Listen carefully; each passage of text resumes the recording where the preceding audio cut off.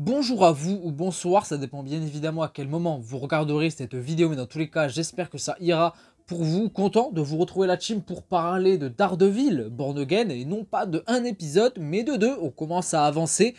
tout droit vers la fin, c'est un petit peu dommage, c'est triste, mais bon, c'est comme ça, avec épisode 5 et épisode 6 à la fois. Donc sur le papier, beaucoup de choses à dire, même si on va commencer par l'épisode 5, que j'ai trouvé plutôt sympathique, plutôt bon, mais qui est peut-être le moins bon ou le moins impactant, intéressant de la série pour le moment, puisqu'on est bien quasiment sur le braquage et la prise d'otage, les deux à la fois, de cette fameuse mutuelle à New York avec Matt évidemment, qui prend quasiment tout l'épisode, hein. Donc voilà, c'était pas mal. En vrai, c'est pas mal d'avoir un épisode comme ça en plein milieu de la série qui n'a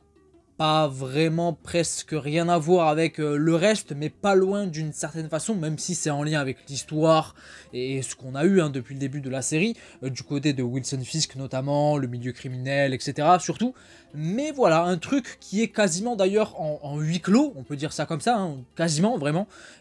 sur du début jusqu'à la fin, puisque on est dans cette mutuelle, dans cette banque à New York, et il se passe rien autour, enfin du moins il se passe des choses, c'est pas quasiment un huis clos, enfin si c'est quasiment un huis clos, mais c'est pas un huis clos complètement, je vais y arriver, parce que justement on a des plans en extérieur avec la police et tout, mais pas non plus beaucoup, ça se passe vraiment quasiment à l'intérieur de ce truc, avec un Matt qui gère tout tranquillement la situation à sa façon, voilà, c'est juste un gars chill en fait, et puis surtout, moi ce qui m'a marqué, ce que j'ai apprécié quelque part avec cet épisode, c'est Youssouf Khan, alors pas le personnage en lui-même, ça on s'en fout un petit peu, enfin, c'est Osef d'une certaine façon, mais donc le père de Kamala qui est là, et qui permet de mettre en avant le côté univers partagé. C'est ça justement que j'ai apprécié, au-delà d'avoir le père de Kamala, de Miss Marvel qui apparaît, même si ça a donné des petits moments, des petites blagues, justement une alchimie plutôt légère et sympa entre lui et Matt, donc c'est cool, mais ce que j'apprécie justement, c'est que ça met en avant l'univers partagé. Pourquoi ? Parce que on le connaît, on l'a déjà vu, ce personnage, donc le père de Kamala, il mentionne en plus sa fille Kamala, il en parle bien, il est content, et il parle aussi de Miss Marvel, et ça montre quelque chose d'intéressant, enfin de convaincant, enfin de sympa, voilà, je vais y arriver, avec cette série Daredevil de manière générale, et puis avec le MCU de façon générale, parce que au moins on connecte les programmes entre eux, on les cimente entre eux, et c'est sympa, et c'est quelque chose qu'on a trop peu eu ces derniers mois, ces dernières années du côté du MCU, ça s'est perdu, et c'est dommage parce que c'était une force finalement, d'avoir un univers partagé avec des projets interconnectés entre eux, qui font référence à certaines choses, etc. et qui montrent que finalement, oui, on développe des histoires, des personnages qui n'ont parfois rien à voir entre eux, mais on les écrit en prenant en compte l'univers, en prenant en compte ce qu'il se passe autour, certains personnages, on y fait même des références, etc. Et là, je trouve que c'était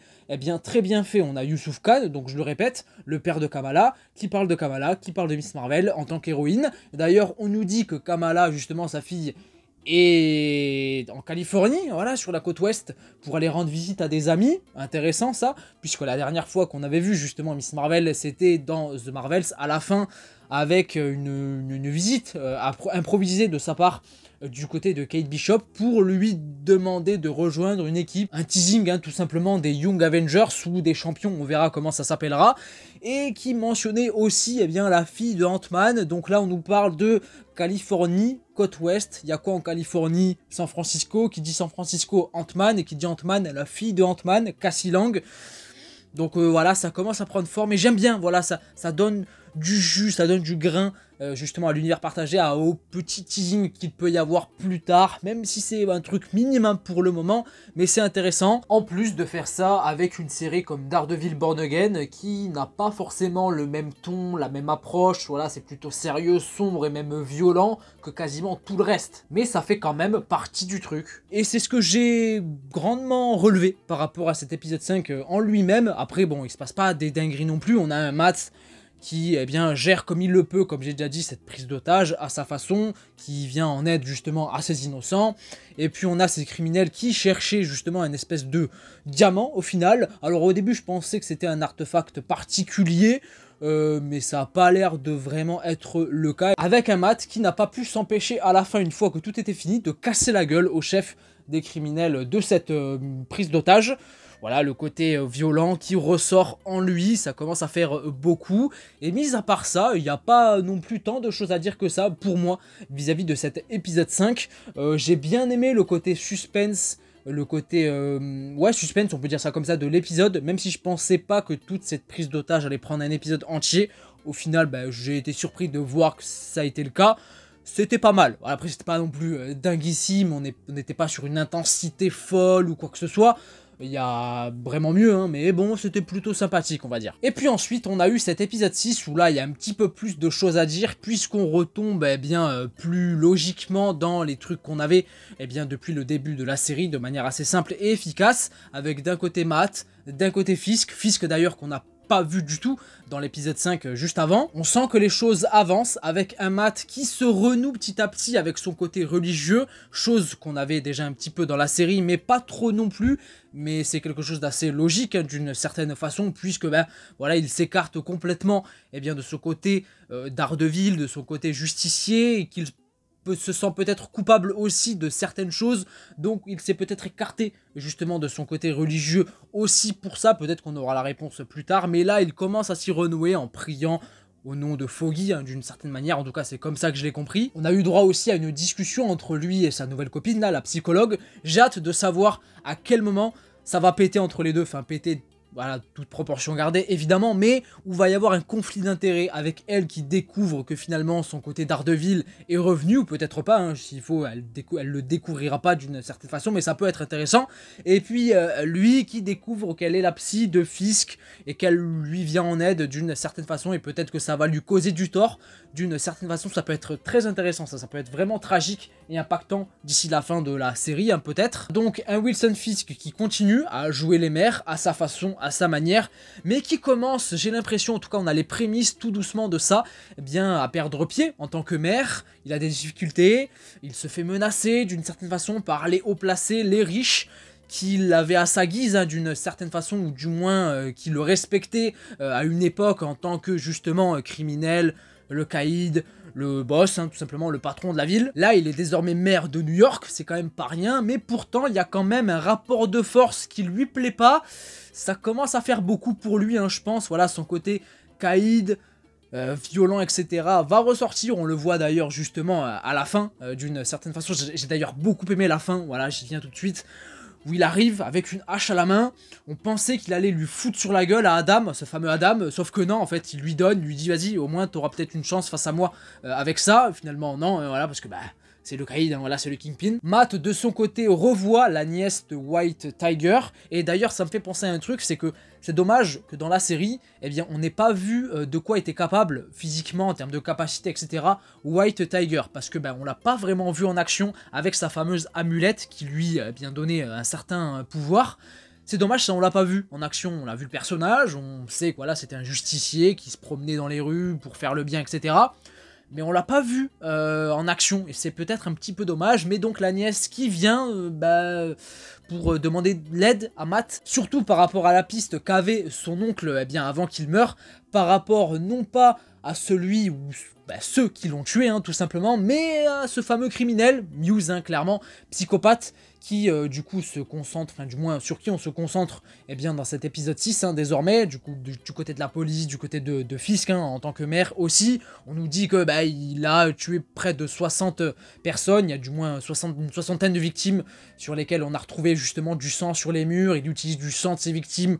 pour peindre des trucs artistiques sur les murs et tout, donc un truc assez glauque. Tout ça permet à Fisk, de son côté, de faire avancer ses pions et de mettre sur pied cette fameuse escouade, cette fameuse super milice qui va remplacer peut-être dans sa tête les fameux justiciers dans les rues de New York pour mettre de l'ordre, hein, tout simplement, qui est composé d'ailleurs seulement de gars qui ont sur leur CV, je pense, des bavures policières, hein, on peut le dire comme ça clairement, dont celui justement qui s'en était pris à White Tiger justement plus tôt dans la série, on le retrouve là, donc finalement il y a du sens d'une certaine façon. J'ai hâte de voir le moment où le Punisher Frank va débarquer et les éteindre tous, puisqu'ils vont sans doute arborer, je pense, le symbole du Punisher pour eux qui représente, voilà, leur fameuse justice expéditive, hein, d'une certaine façon, cette image du Punisher. Frank il va débarquer, il va tous les éteindre, j'ai très hâte d'ailleurs de voir ça justement. Et ça me fait penser à un autre truc par rapport aux justiciers dans les rues, etc. C'est à Jack Duquesne qu'on voit dans l'épisode, hein, d'ailleurs, donc ça c'est très cool, rien de fou, mais c'est toujours bien de voir Tony Dalton quelque part. Puis on a la mention de Swordsman dans l'épisode, donc Swordsman, Jack Duquesne, on fait le lien, c'est évident. Donc il y a l'air d'avoir d'autres justiciers qui ont remplacé Daredevil pour combattre le crime dans les rues. J'espère que c'est un truc qui va être développé et qu'il y aura une suite du coup maintenant avec le retour de Daredevil plus tard. En repensant à Muse d'ailleurs, je me rappelle d'une déclaration d'un scénariste ou d'un producteur de la série Daredevil Born Again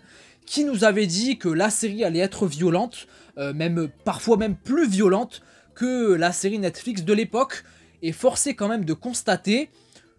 que c'est pas le cas, je trouve, pour l'instant, et ça me fait penser à ça justement parce que justement dans cet épisode 6, on a la mise en avant de Muse et de ses crimes et de ce qu'il fait, etc. On le voit même carrément. En plus, moi, tout ce qui tourne autour du sang et tout, ça me fait un peu bader, mais objectivement, la violence qu'on a pour l'instant dans la série, et même carrément dans cet épisode avec les actions de Muse et tout, je sais pas ce que vous en penserez, hein, mais c'est pas si violent que ça, enfin c'est pas plus violent non plus que ce qu'on avait à l'époque du côté de Netflix. Alors la série n'est pas finie encore, donc peut-être que ça va être le cas plus tard, mais pour le moment, voilà, sur 6 épisodes, ok, c'est violent, mais c'est pas non plus atroce ce qu'on a. Donc voilà, peut-être un petit peu de publicité mensongère à ce niveau-là, hein, de leur côté, une surhype un petit peu trop. C'est un petit peu dommage, jusqu'à arriver, hein, je pense qu'on peut clairement passer là-dessus, au moment où Matt, il va reporter de costume, ça y est, les couilles, parce que il y a la nièce de White Tiger, de Hector, qui est portée disparue, et il sait qu'elle avait une piste, et qu'elle allait la suivre d'une certaine manière, et il fait le lien dans sa tête avec Muse, ce psychopathe et tout. Donc là, il essaye d'appeler la police, d'appeler le système, de mettre en garde le système, mais on a bien vu que ça allait rien faire, donc les couilles, il remet le costume. Par contre, je dois dire que il manque un truc. Il manque un truc à travers ce côté-là, ce côté symbolique, hein, d'une certaine façon. Ça y est, Daredevil est de retour un an après, en costume, dans les rues de New York. Mais on le voit pas mettre le costume. J'aurais aimé avoir un côté plus solennel, plus iconique à ce niveau-là, de voir Matt revêtir le masque de Daredevil pour la première fois depuis un an, depuis la mort de Foggy. Alors, on le voit en action, c'est très cool, il y a le côté iconique de la chorégraphie de combat avec Muse, qui est d'ailleurs très forte, hein, très intense, et j'ai beaucoup aimé cette scène de combat, justement. Il y a la musique qui monte, ça apporte un côté épique. Mais d'ailleurs, on a le retour de la CGI pas ouf qu'on avait dans le premier épisode avec un Daredevil en action, voilà, qui se balade de toit en toit et tout. Ça, c'est encore une fois un bémol, mais bon bref, c'est pas non plus trop présent. J'ai retenu surtout la scène de combat, vraiment, la chorégraphie entre lui et Muse, qui était impactante, hein, vraiment, on sentait la portée des coups, c'était plutôt pas mal, vraiment très réussi cette scène de combat. Mais je trouve qu'il manque quand même un truc. C'est un détail, hein, je suis peut-être un peu chiant et tout, mais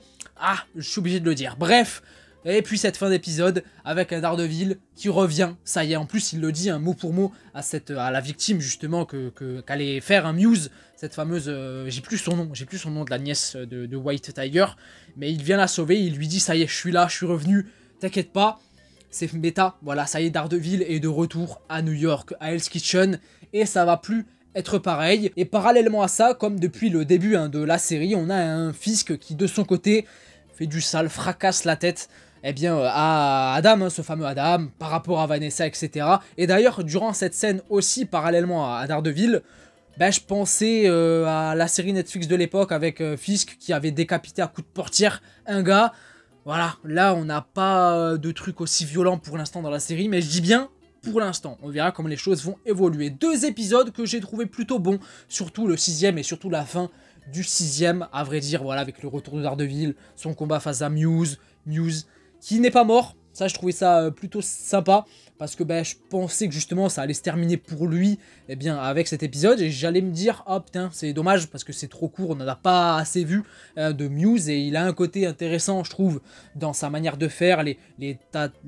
graffitis qu'il fait par rapport à Fisk et ce qui se passe dans les rues de New York, etc. on le reverra, puisque bah, il n'est pas mort, il s'est enfui face à Daredevil, donc c'est plutôt sympa. Je pense que j'ai tout dit, ça y est, j'ai fait le tour par rapport à bien ces 2 épisodes, 5 et 6 de Daredevil Born Again. J'ai hâte d'être la semaine prochaine, évidemment, et de rentrer dans bah, la partie finale hein, de cette série, hein, désormais, puisqu'il reste 3 épisodes, et d'ailleurs, je crois qu'on a vu quasiment toutes les images qui avaient été dévoilées dans la première bande-annonce qui était sortie. Alors il y a des choses qui sont sorties depuis, mais que je n'ai pas vues, parce que ben, j'ai envie de me garder le plus de surprises possible par rapport à la fin de la série. Donc ça va être très intéressant de voir tout ça. N'hésitez pas, vous, de votre côté, à me dire ce que vous avez pensé de ces 2 épisodes, à la fois, hein, les bons côtés, les mauvais côtés. Est-ce que vous êtes d'accord avec moi sur certains points, pas d'accord sur d'autres? Ça peut être très intéressant de voir ça et d'en débattre dans les commentaires. N'hésitez pas aussi à mettre un petit pouce bleu si la vidéo vous a plu, à vous abonner également si ce n'est pas déjà fait, mais vous êtes obligé de rien, faites ce que vous voulez, au simple fait d'avoir regardé la vidéo et d'être supposément resté jusque là, c'est déjà énorme, donc merci beaucoup à vous, j'ai d'éviter pas mal là, j'ai fait exprès, enfin bref, je vous fais plein de bisous, je vous dis à la prochaine, prenez soin de vous et de vos proches, ciao ciao.